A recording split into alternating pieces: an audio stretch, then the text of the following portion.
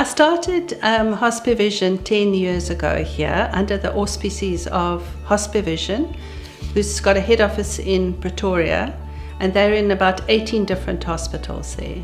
But I started the first one in the Western Cape, and 10 years now we've been at False Bay Hospital. And we have really received the favor of this hospital. They've opened their arms to us and they really appreciate the work that we do here. At the moment we have about 22 volunteers and we have a few professional people that offer a few hours of their service here. I've been with Hospivision for about 7 years, and as a social worker I'm also trained in art and play therapy, so I work a lot with children. I get referrals of children that come to me that need individual counselling. We see a lot of horrific cases of abuse, rape, neglect, and we're able to process with children on an individual basis to work through what they've done. I'm also involved in art therapy with the outpatients or inpatients. So once a week with a volunteer we go and set up and we do art therapy classes with patients, and it's a lovely way for them just to think of something positive like faith, hope, joy, something they're probably not experiencing right there, but to take it from the bottom of their file and put it on the top drawer. Often from those sessions somebody will want individual counselling and then we'll set up appointments one-on-one. I've been with Hospivision for 5 years and I'm so grateful to God for the opportunity, because it's given me many windows of opportunity to be of use to Him, and He has, in the time I've been here, used me many times to minister to those that are dying. My name is Mike Charles. I volunteer on a Thursday and I visit the men's ward and I do patient support. If they've got any needs for toiletries or clothing. A lot of homeless people are in hospital, and we do things like phoning up relatives or employees, just letting them know what is going on. And we've had some interesting situations where we've collected SASSA pensions, groceries at the spa, taking a guy for a haircut and shave his beard off, and getting false teeth and getting glasses for some patients. So yeah, one aspect of our Hospivision is meeting practical needs like toiletries that people need. That's often such a big help to them. Clothing is sometimes one of the needs that people express they need. Patients come in with a stab wound and they can't wear their clothes home. So just so many practical ways that we help also leads into getting to have them open up more about their other needs.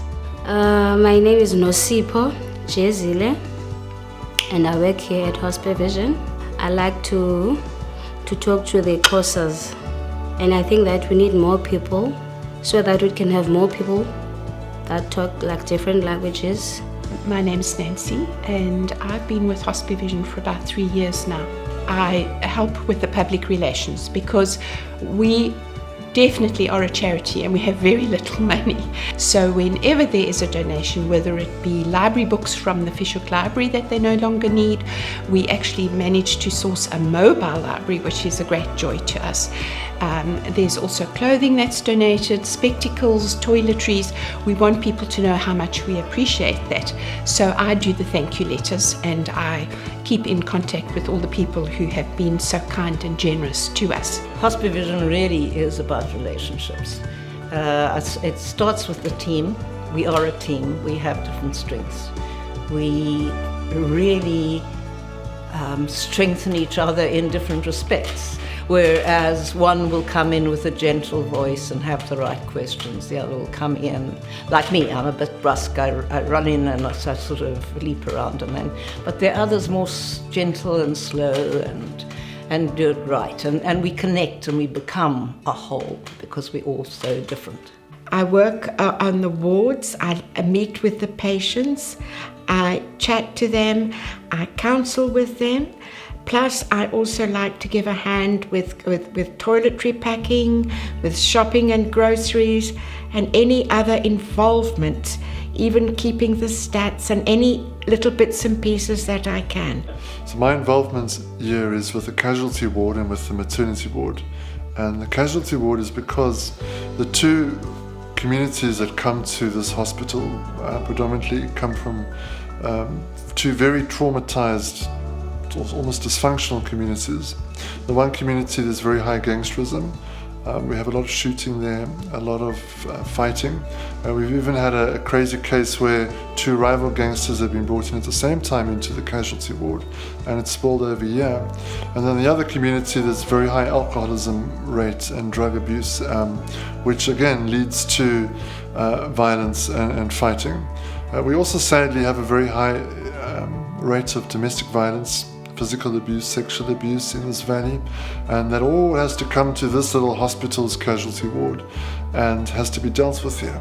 Before we go into the hospital, we make sure that we've got our hearts right.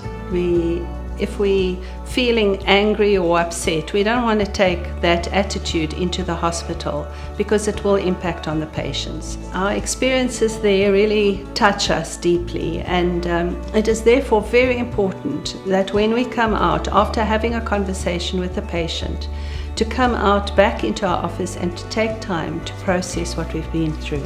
So Hospivision, we offer compassionate care to the patients. We care for them in their basic practical needs as well as emotional and spiritual needs. We rely on the community for assisting or partnering with us in the basic care of the patients, and we are excited about the possibilities in the future of people partnering with us.